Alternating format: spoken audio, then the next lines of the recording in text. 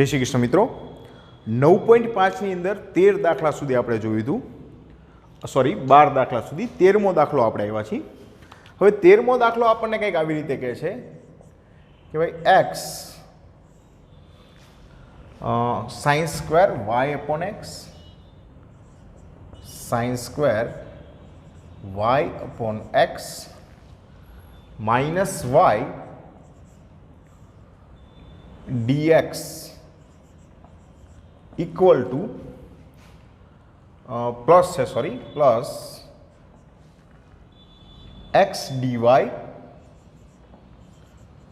equal to 0 અને કિંમત તમારે છે x બરાબર 1 અને y બરાબર π/4 હોય ત્યારે એનો વિશિષ્ટ ઉકેલ મેળવવાનો છે બરાબર તો આ સમપરિમાણીય વિકલ સમીકરણની રીતથી આપણે સાબિત કરશું સૌથી પહેલા હું આ દરેક પદને x વડે ડિવાઈડ કરી દઉં છું જો તો મારા માટે આવશે આ sin square y upon x minus y upon x કારણ કે આ જે sin સ્ક્વેર છે એની જોડે x છે dx is equal to dy બરાબર 0 dy આ બાજુ લઈ લઉં છેદમાં dx લઈ લઉં એટલે મારા માટે કંઈક આવું આવશે જો માઇનસ dy by dx બરોબર minus dy by dx is equal to sin square y upon x minus y upon x આ માઇનસ dy થયા dx છેદમાં લીધા હવે આપણે લઈએ છીએ એમ કે y upon x is equal to v તમે લોકો જે આપણે f of x y x is equal to lambda x અને y is equal to lambda y લઈને સમપરિમાણીય વિકલ સમીકરણ સાબિત કરીએ છીએ જાતે કરી શકશો એટલે તમારે એ કરવાનું છે તો y is equal to તમારી પાસે આવશે x ગુણ્યા v આપણી પાસે dy by dx is equal to x એમનેમ dv by dx plus v બરાબર હવે આ વસ્તુ આપણે અંદર મૂકી દઈએ પહેલી વસ્તુ અહીંયા માઇનસ dy by dx છે તો હું પ્લસ કરવા માટે કંઈક આવી રીતે કરી શકું જો તો કે dy by dx is equal to y upon x minus sin square y upon x બરાબર હવે આની અંદર કિંમત મૂકી દઈએ dy by dx ની જગ્યાએ આપણે લખી શકીએ x dv upon dx plus v is equal to y upon x is equal to v લીધા છે minus sin square v okay હવે જો તમે આ v તો કેન્સલ આપણી પાસે થઈ જશે બરોબર તો આપણી પાસે એવું x dv upon dx is equal to minus sin square v હવે v વાળા અને x વાળાને જુદા કરીએ તો આપણી પાસે આવશે 1 upon sin square v dv is equal to minus 1 upon x dx સંકલનમાં આ આવશે cosec વર્ગ v dv minus 1 upon x dx cosec વર્ગનું સંકલન આપણી પાસે છે minus cot v is equal to minus log of x plus c હવે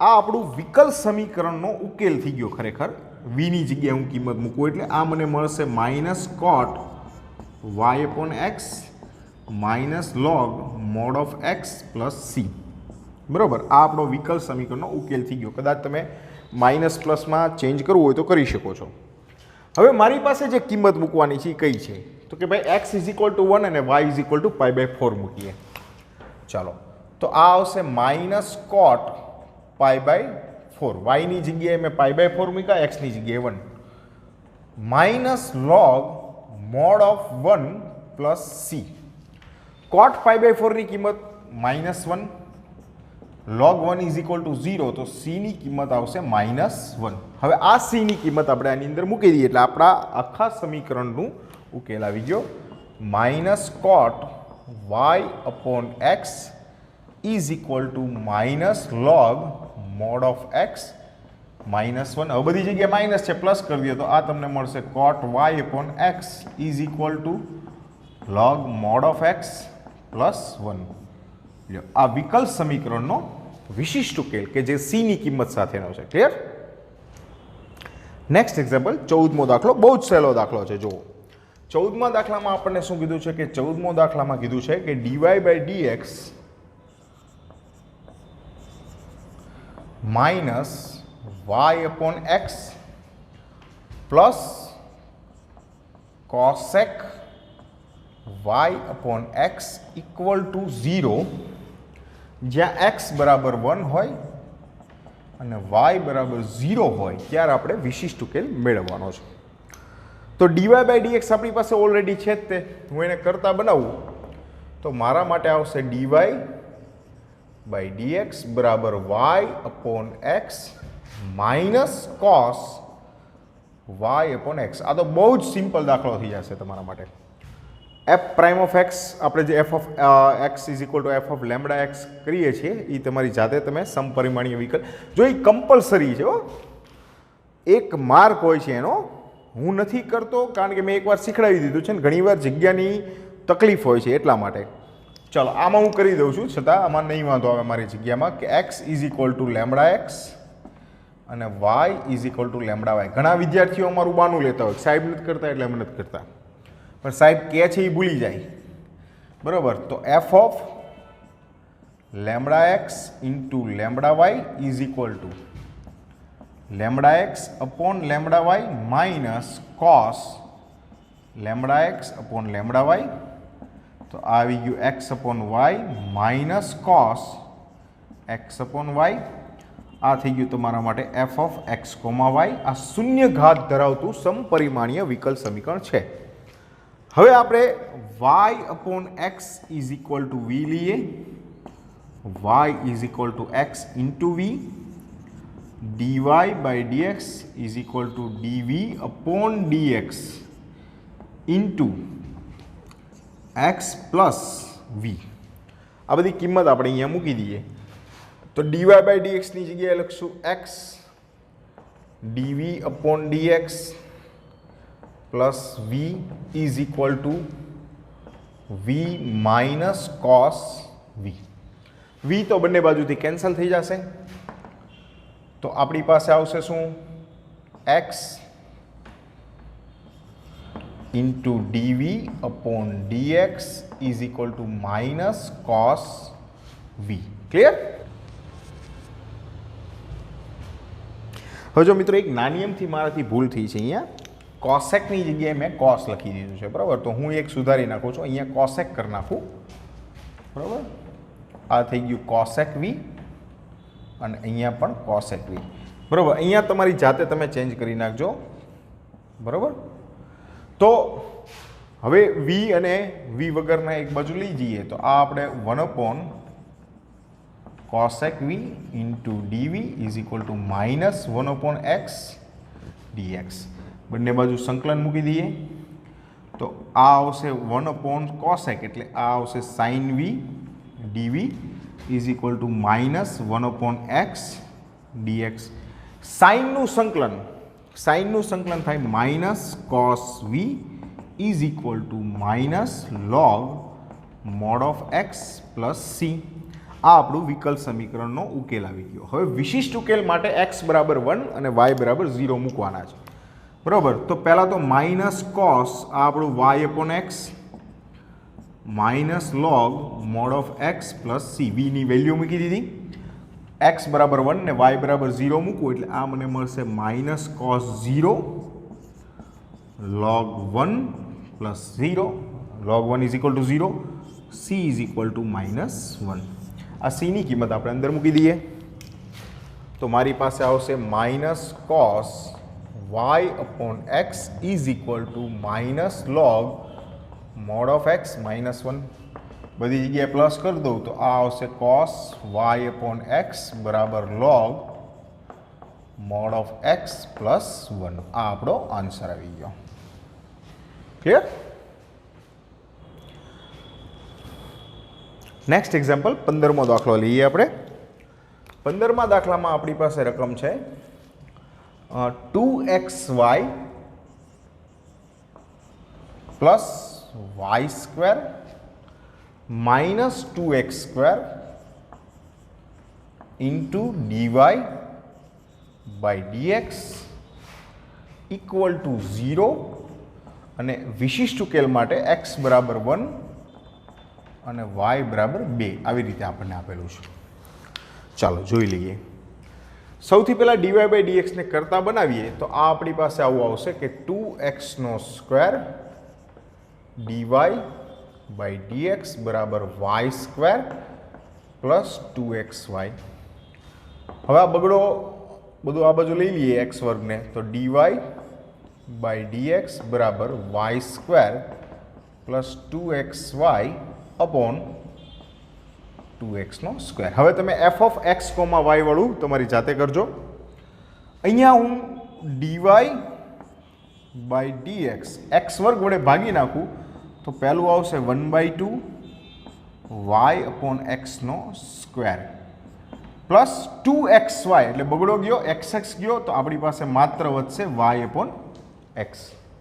હવે આપણે સપોઝ કરીએ કે suppose y upon x is equal to v છે તો y ઇઝ ઇક્વલ ટુ xv ડીવાય બાય ડીએક્સ બરાબર x એમનેમ vનું વિકલન dv by dx plus v એમનેમ એટલે આ આપણી પાસે ડીવાય બાય ડીએક્સ મળી ગયું.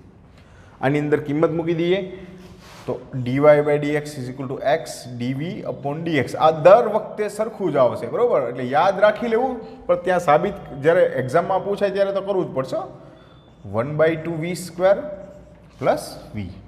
ચલો v કેન્સલ કરી દઉં, મારા માટે આવશે x dv by dx is equal to 1/2 v².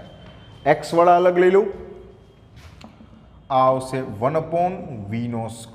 હવે જો બગડો તમારે લઈ જાવ હોય તો લઈ જઈ શકો 2 dv ત્યાં રાખો તો પણ વાંધો નહીં. 1/x dx સંકલનમાં મૂકીએ તો આને આમ લખી શકાય 2v - 2 dv is equal to 1/x dx. v⁻² નું સંકલન કરીએ તો આ આવશે v⁻1 upon -1 log mod of x plus c. હવે આ માઇનસ છે એટલે આને -2 upon v is equal to log mod of x plus c આવું કંઈક આવશે બરાબર. હવે v ની વેલ્યુ મૂકી દઈ, v ની કિંમત મૂકશો એટલે x અપોન y થઈ જશે બરાબર, એટલે -2x upon y log mod of x plus c. આ આપણું વિકલ સમીકરણનો ઉકેલ થયો. હવે આ વિકલ સમીકરણના ઉકેલમાં x બરાબર 1 અને y બરાબર 2 લેવાના કીધા છે આપણને. ચાલો x બરાબર 1 અને y બરાબર 2 આમાં મૂકીએ તો કઈ કિંમત આવશે તો કે x ની જગ્યાએ આ 2 આ 1 upon 2 log mod of 1 plus c. log mod of 1 is equal to 0 કારણ કે log 1 ની કિંમત 0 બગડો ગયો તો c ઇઝ ઇક્વલ ટુ મારી પાસે આવ્યા -1. અહીંયા મૂકી દઈએ -2x upon y log mod of x -1. હવે તમે y ને કદાચ ગુણાકારમાં બાજુ લઈ જઈ શકો છો, અધરવાઇઝ આ તમારો ઉકેલ થઈ ગયો. ચલો મિત્રો, હવે એક નવો વિકલ સમીકરણનું સ્વરૂપ આપણે જોવાનું છે, એને કહેવામાં આવે છે સુરેખ વિકલ સમીકરણ. જો સુરેખ ઉપરથી તમને એટલો ખ્યાલ આવી ગયો કે મેક્સિમમ ઘાત કેટલી હશે, 1 ઘાત હશે. તો આ સુરેખ વિકલ સમીકરણનું સ્વરૂપ કેવું હોય છે? આ સુરેખ વિકલ સમીકરણનું સ્વરૂપ હોય છે dy by dx plus p of x into y is equal to q of x. આ એનું પ્રમાણિત સ્વરૂપ છે બરાબર. હવે પ્રમાણિત સ્વરૂપમાં આ p ઓફ x અને q ઓફ x શું છે અને વિકલ સમીકરણ સુરેખ કઈ રીતે કહેવાય છે કે જો p ઓફ x અને q of x A x ચલ ધરાવતા વિધેય હોય તો તેને સુરેખ વિકલ સમીકરણ કહે છે. હવે આ સુરેખ વિકલ સમીકરણને ઉકેલવા માટે આપણે વિશિષ્ટ પ્રકારના એક એવા વિધેયની પસંદગી કરવી પડે કે જે બંને તરફ ગુણવામાં આવે. તો સુરેખ વિકલ સમીકરણના ઉકેલ માટે બંને બાજુ g ઓફ x વિધેય વડે ગુણવા પડશે. હવે આ g ઓફ x વિધેય શું છે? આ g ઓફ x વિધેય એટલે e રેસ ટુ સંકલનમાં p of x dx. g of x વિધેય કઈ રીતે તમે જાણી શકશો? તો e raise to p of x નું સંકલન. કયું p ઓફ x? જે આ y ની સાથે ગુણાકારમાં છે. આને સંકલ્યકારક અવયવ કહેવામાં આવે છે. હવે આ સંકલ્યકારક અવયવ ઇન્ટિગ્રેશન ફેક્ટર. યાદ કરો મિત્રો કે આપણે સમયકારક અવયવ ભણ્યા હતા બહુ નાના ધોરણમાં, કે કોઈ અસમય સંખ્યાને એવી સંખ્યા વડે ગુણો કે જેથી કરીને સમય થાય, એટલે એને આપણે સમયકારક અવયવ કહ્યો હતો. આ સંકલન કરવા માટે આપણે એને કોઈ એક પદ વડે ગુણવું પડે છે. સંકલન જેનાથી થાય છે એટલા માટે આપણે આને કહેશું સંકલ્યકારક અવયવ. આ ખરેખર તમારા માટે શોધવા માટે આ જ ભાગ અગત્યનો છે. જો તમે આ શોધી લીધું તો તમારા માટે દાખલો ખૂબ સહેલો છે. દાખલા તરીકે ઉદાહરણ નંબર 19 બાજુ જઈએ. બરાબર, આપણી પાસે દાખલા તરીકે એક રકમ છે કે dy by dx is equal to dy by dx minus y is equal to cos x. પહેલું કામ શું કરશું? તો કે પહેલું કામ આપણે આ સમીકરણ સાથે આ સમીકરણને સરખાવો. તો જો હું આમ લખી શકું dy by dx plus -1 into y is equal to cos x. હવે આની અંદર p ઓફ x અને q ઓફ x ને ઓળખો. તો મારા માટે p of x is equal to છે -1, q of x is equal to છે cos x. બરાબર, આ બે આપણી પાસે p ઓફ x અને q ઓફ x આવી ગયા. હવેનું કામ છે મારે સંકલ્યકારક અવયવ ઇન્ટિગ્રેશન ફેક્ટર મેળવવાનું, એટલે કે જે આપણે g ઓફ x વડે મેં તમને સમજાવ્યું હતું કે ભાઈ g ઓફ x એક વિધેય એવું મેળવવાનું છે કે જે બંને તરફ ગુણવાનું છે. કઈ રીતે મળે છે? તો કે e raise to p of x dx દ્વારા. તો આ e રેસ ટુ સંકલનમાં p of x is equal to છે -1. આ -1 dx, તો મારા માટે આવશે e raise to -x dx. બરોબર, આ શું આવી ગયું? મારું સંકલ્યકારક અવયવ આવ્યો. ક્લિયર? હવે આ સંકલ્યકારક અવયવને બંને તરફ ગુણવાનું છે. બરાબર, ડાબી તરફ અને જમણી તરફ. બરાબર, તો અહીંયા ગુણી નાખું. દાખલા તરીકે આ આપણી પાસે પદ છે તો એને હું ગુણું તો પહેલું આવશે e raise to -x into dy by dx minus e raise to -y into y is equal to e raise to minus નથી, સોરી, y ની x છે, e raise to -x into cos x. બરાબર, આપણી પાસે કંઈક આ રીતનું પદ આવ્યું. હવે આ જે ભાગ છે, બરાબર, એને ખાસ જોજો. હું એક સાઈડમાં તમારા માટે અહીંયા એક વસ્તુ કરું છું. Suppose e raise to -x into y હોય અને એનું મારે વિકલન કરવું છે. બરાબર, કોનું વિકલન કરવું છે? e raise to -x into y નું. પહેલું e રેસ ટુ -x એમને એમ રાખું, dy બાય dx y નું વિકલન. ગુણાકારનો નિયમ એટલે પ્લસ y એમને e રેસ ટુ -x નું e રેસ ટુ -x અને -x નું -1. તો મારી પાસે કંઈક આવ્યું e raise to -x dy by dx minus e raise to -x into y, આવું કંઈક આવ્યું. હવે જુઓ તો આ છે ઈ. તો એના આધારે હું કંઈક આવી રીતે લખી શકું. જુઓ તો કે ભાઈ આજે પછી d dx of e raise to -x into y બરાબર e raise to -x into cos y. કંઈક આ રીતનું છે, cos x, સોરી. બરાબર, હવે હું બંને બાજુ સંકલન ઉમેરી દઉં છું. બરાબર, કે સંકલનની અંદર d dx of e raise to minus x into y બરાબર સંકલનમાં e raise to minus x into cos x. બરાબર. હવે આ જે પદ મળ્યું છે આપણને એ કઈ રીતનું આવ્યું છે જુઓ. આ સંકલન જ્યારે કરો વિકલનનું પ્રતિબિંબ સંકલન છે તો આ સંકલન કરું ત્યારે આ નીકળી જશે મારે વધશે e raise to minus x into y બરાબર સંકલનમાં e raise to minus x into cos x dx. હવે આ જે પદ છે એનું તમે બે રીતે કરી શકો છો. એક ખંડસર સંકલનની રીતે કરી શકો. બરાબર. કઈ રીતે કરી શકાય? ખંડસર સંકલનની રીતે. અને એક અલગ મેથડ છે. અલગ મેથડ તમને મેં કરાવેલી છે કે e raise to A x into cos b x સૂત્રમાં હોય તો આપણું પાસે આવું કંઈક છે e raise to A x upon a square plus b square a cos b x plus b sine b x આવું કંઈક સૂત્ર છે આપણી પાસે. બરાબર. હવે આ સૂત્રનો ઉપયોગ કરીએ તો અહીંયા ઈ raise to minus x A is equal to -1 છે બી ઇઝ ઇક્વલ ટુ +1 છે. તો કિંમત મૂકી દઈએ તો k e raise to minus x into y બરાબર e raise to A x તો e raise to minus x એમને એમ રહેશે -1 નો વર્ગ +1 2 એ ઇઝ ઇક્વલ ટુ -1 છે એટલે -1 cos x plus sign x. આ આપણો આન્સર આવ્યો.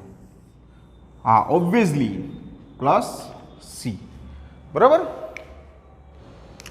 નેક્સ્ટ એક્ઝામ્પલ બાજુ જઈએ એટલે કે સ્વાધ્યાય 9.6 ની અંદર હું પહેલો દાખલો લઉં છું.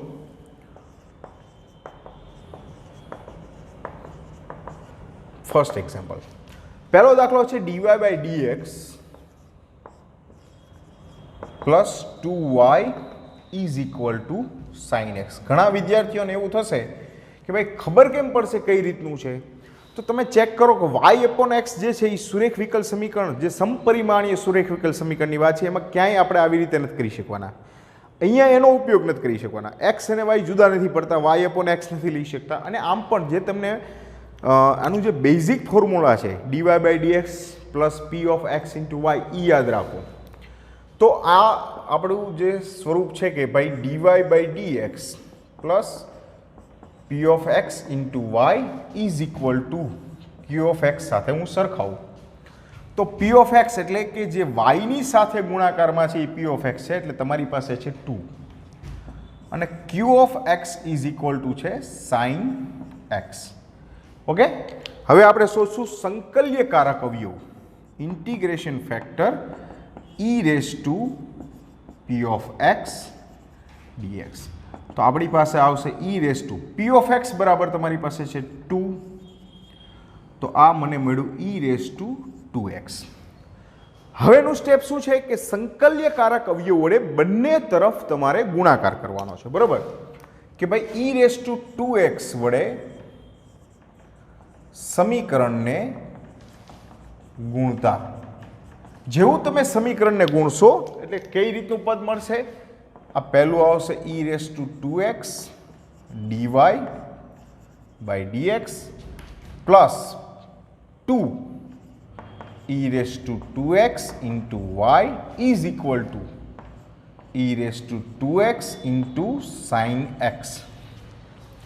આ જે પદ આવ્યું છે એ તમારા માટે કેવું છે? હવે જો હું તમને ફરી વાર કહું છું કે જો તમે આ e raise to 2x into y એનું વિકલન કરીએ આપણે કે d dx of e raise to 2x into y શું મળે તો પહેલું ઈ રેસ ટુ 2x એમને એમ રહેવા દો વાયનું વિકલન આવ્યું dy by dx plus y એમને એમ રહેવા દો ઈ રેસ ટુ 2x નું ઈ રેસ ટુ 2x અને 2x નું 2.